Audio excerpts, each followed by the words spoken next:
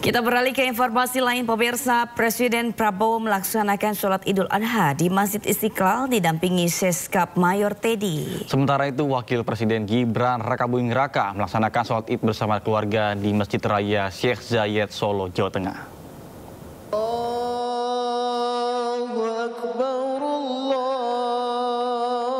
Didampingi Sekretaris Kabinet Teddy Indrawijaya, Presiden Prabowo Subianto menunaikan sholat Idul Adha di Masjid Istiqlal, Jakarta. Sejumlah pejabat negara juga sholat Id di Masjid Istiqlal. Di antaranya Ketua DPR RI Puan Maharani, Wakil Presiden ke-10 dan 11 Yusuf Kala, dan sejumlah jajaran menteri dalam Kabinet Merah Putih. Usai sholat Id, Prabowo menyalami warga dan juga membagikan kaos yang langsung jadi rebutan ratusan warga.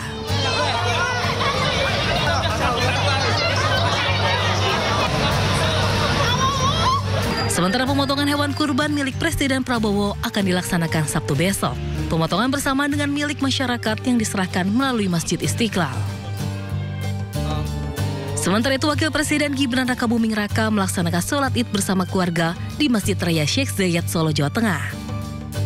Selesai sholat Id di Masjid Syekh Zayed, dibagikan 10.000 porsi bubur dan makanan manis bagi jemaah. Pada Idul Adha tahun ini, Wapres Gibran menyumbang 1 ekor sapi. Sementara Presiden ke-7 RI Joko Widodo melaksanakan sholat Idul Adha di lapangan Geraha Sababwana, Solo. Jokowi juga akan berkurban 2 sapi yang diserahkan di 2 tempat berbeda. Tim Liputan iNews melaporkan.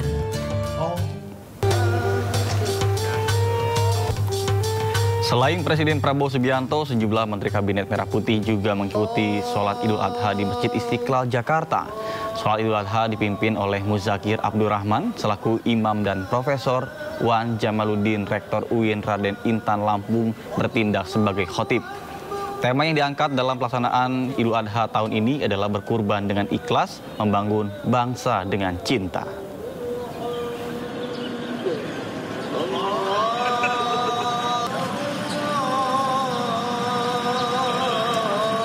Ya, alhamdulillah pagi hari ini kita bisa menjalankan ibadah sholat Idul Adha yang khusyuk dan tentunya penuh dengan hikmat. Dan tadi bersama Bapak Presiden Prabowo Subianto, para tokoh, alim ulama, dan tentunya masyarakat, kita berada di Masjid Istiqlal yang penuh dengan kemuliaan ini. Tentunya kita melakukan sebuah kontemplasi sebagai umat Islam dan juga sebagai bangsa Indonesia untuk dapat membawa nilai-nilai kurban untuk mewujudkan masyarakat yang semakin sejahtera dan adil. Kita tahu pengorbanan itu tentunya memiliki makna kesalehan secara vertikal antara manusia dengan Allah Subhanahu wa Ta'ala, Sang Pencipta, dan tentunya juga hubungan secara horizontal dengan sesama umat manusia. Bukan hanya sesama umat Islam, tapi juga sesama anak bangsa. Saya rasa spirit kurban ini tentu harus menjadi pedoman dalam hidup kita, termasuk dalam pengabdian kita untuk negara. Begitu. Ya, alhamdulillah tadi sudah berlangsung, ada dihadiri langsung oleh Bapak Presiden, ada juga Pak jumlah menteri, ada Kabin, Panglima TNI, kemudian ada mantan Wakil Presiden Pak Yusuf Kala hadir ya, dalam suasana yang sejuk, tenang, dan khotbahnya juga menyentuh, menceritakan tentang sejarah Nabi Ibrahim Ismail, perlunya pengorbanan ya, yang menjadi teladan kita. Nah, di saat ini saya kira kita juga melakukan ritual korban ya, hewan.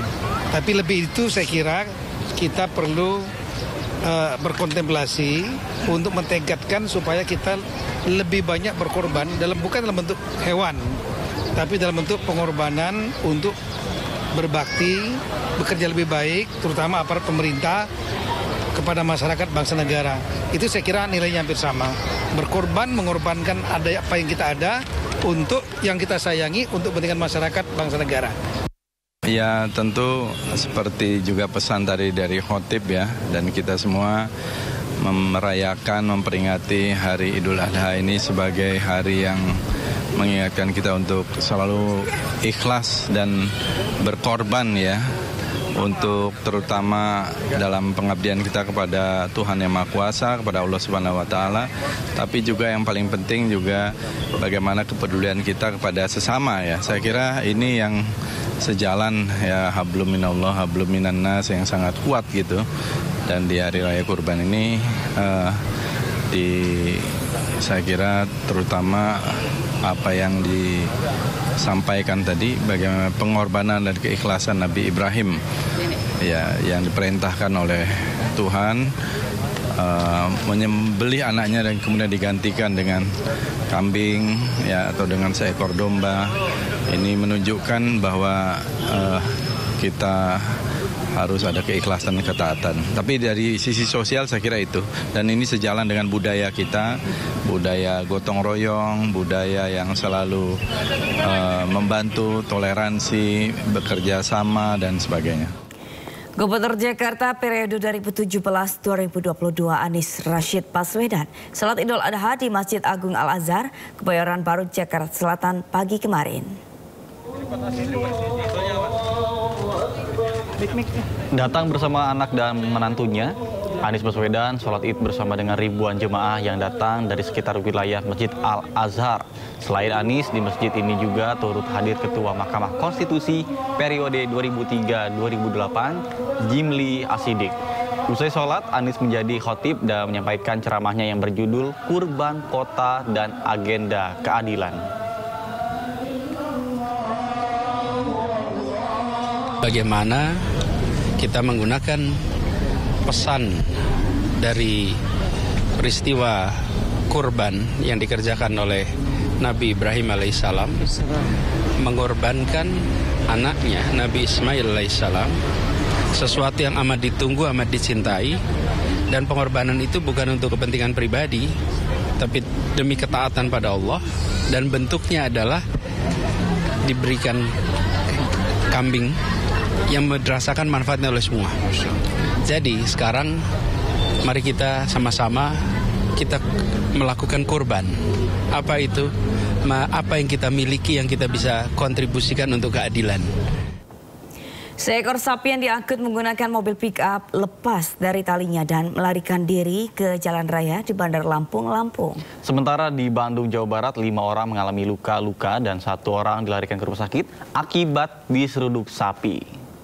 Pas di Mall Kartini, sapi lepas di Mall Kartini, sapi lepas, kacau, sapi lepas. Seekor sapi yang diangkut menggunakan mobil pick-up lepas dari talinya dan melarikan diri ke jalan raya di Bandar Lampung, Lampung. Sapi lepas. Sapi yang rencananya akan dikurbankan di Masjid Al-Muwanah ini berlari sejauh sekitar 1 km hingga akhirnya berhasil ditangkap oleh warga. Ketua Panitia Penyembelihan Kurban Masjid Al-Muwanah, Supardi, mengatakan sapi tersebut sempat membuat panik warga, namun beruntung dapat diamankan kembali tanpa menimbulkan korban atau kerusakan.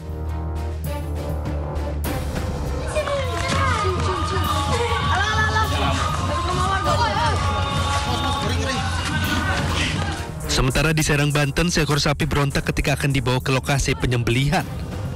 Panitia kewalahan menenangkan sapi yang berontak hingga terjatuh tersungkur akibat ditarik tali pengikat sapi. Sapi ngamuk tersebut sempat masuk ke dalam gedung Gerindra dan merusak barang-barang yang ada di dalamnya. Meski sempat terjadi kepanikan, tidak ada korban luka serius dalam insiden tersebut.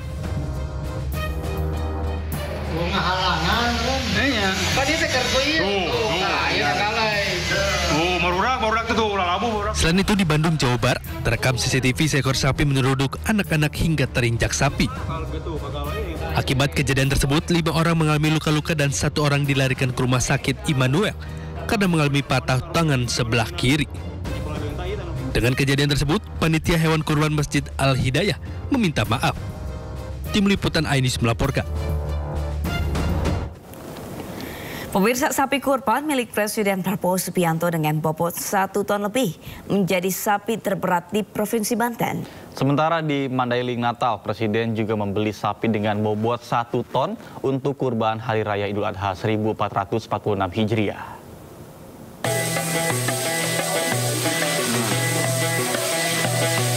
Pekerja ini memandikan sapi dengan bobot 1 ton lebih di peternakan Talas Farm, Pondok Cabe Pamulang, Tangerang Selatan, Banten. Sapi jumbo berjenis limosin dengan nama Batalion ini merupakan hewan kurban milik Presiden Prabowo Subianto. Wakil Wali Kota Tangerang Selatan, Pilar Sagaisan bersama tim dokter hewan memantau langsung pemeriksaan kesehatan kandang dan pakan sapi kurban milik Presiden. Sapi ini didatangkan dari Blora, Jawa Tengah dan sudah dirawat 2 tahun di peternakan ini. Dan alhamdulillah tadi hasil dari keterangan rekan-rekan dan Pak Wali Kota Tangsel juga mengumumkan bahwa sapi ini sapi terberat di seluruh Banten. Harga sapi kurban milik Presiden Prabowo dengan bobot 1 ton lebih ini 102,5 juta rupiah. Sapi jumbo bernama Ucok dibeli Presiden Prabowo dari sebuah peternakan di kawasan Panyambungan Mandeling, Natal, Sumatera Utara. Sapi simental ini berbobot 1 ton. Sapi Presiden sering dibersihkan, diberikan makanan bernutrisi, rumput segar, dedak hingga kembang tahu, agar sehat dan beratnya terus bertambah. Sapi dari kandang kami keluar untuk jadi kurban Presiden Prabowo kan. Itu awalnya dihubungi gimana? Untuk awal dihubungi lebih ke oke lah Bang yang untuk mengertinya kan. Jadi kayak kami dikabarin, jadi langsung kami rawat dengan bagus lah sapi itu tadi kan. Itu memang sapi yang paling besar di sini? Untuk cara ininya ya Bang, dia bobot paling besar di sini.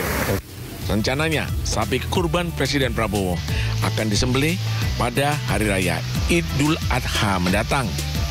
Dan daging kurbannya akan dibagikan kepada fakir miskin dan pantai asuhan. Dari Tangerang Selatan, Banten, dan Mandeling, Natal, Sumatera Utara, Nunung Purnomo dan Ahmad Hussein Lubis melaporkan. Ya, pemirsa, sapi kurban Presiden Prabowo Subianto dijadwalkan akan disembelih pada pagi ini di Masjid Istiqlal Jakarta. Sudah ada rekan Hadisti Arifa di sana. Baik, Hadisti, jam berapa rencananya sapi kurban Presiden Prabowo Subianto akan disembelih? Silakan. Ya, baik. Selamat pagi Nata, Sabrina dan juga pemirsa terkait jadwal penyembelihan hewan kurban sapi milik Prabowo Subianto, Presiden Republik Indonesia. Ini sudah berlangsung tadi pukul 7 waktu Indonesia Barat. Dan hingga saat ini memang proses penyembelihan hewan kurban di Masjid Istiqlal ini masih terus berlangsung. Di mana kalau dari informasi yang kami terima ada sebanyak 136 hewan kurban yang terdiri dari 55 ekor sapi dan 81 ekor kambing yang tersedia di kawasan Masjid Istiqlal ini untuk akan dilakukan proses penyembelihan pada hari ini.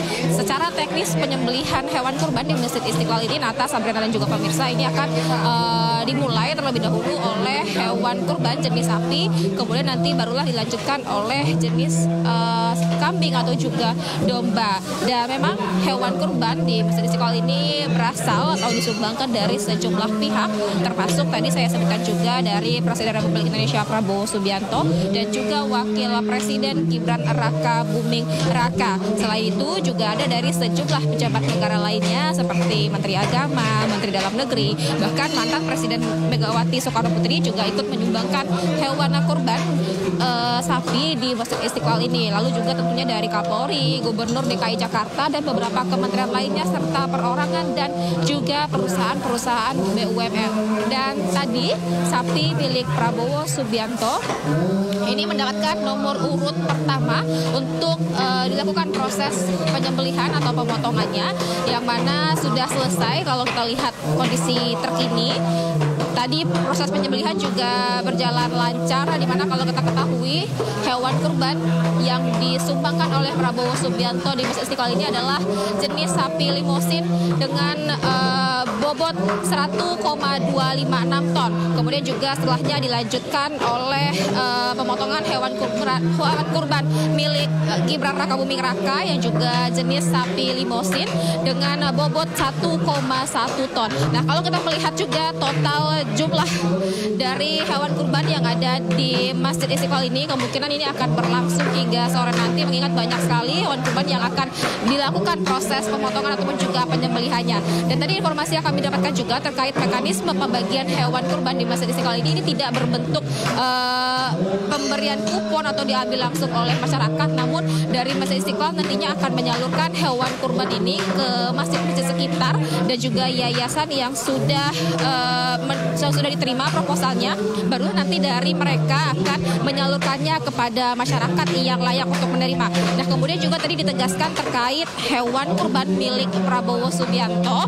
Ini bentuk mekanisme pembagiannya adalah akan dibagikan pada saat nanti akan digelar, esoknya akan digelar makan bersama anak yatim oleh pihak Masjid Istiqlal bersama Prabowo Subianto, dan hewan kurban yang sudah disembelih tentunya nantinya ini akan dimakan bersama dengan anak yatim, dengan juga Prabowo Subianto dan juga undangan-undangan lainnya.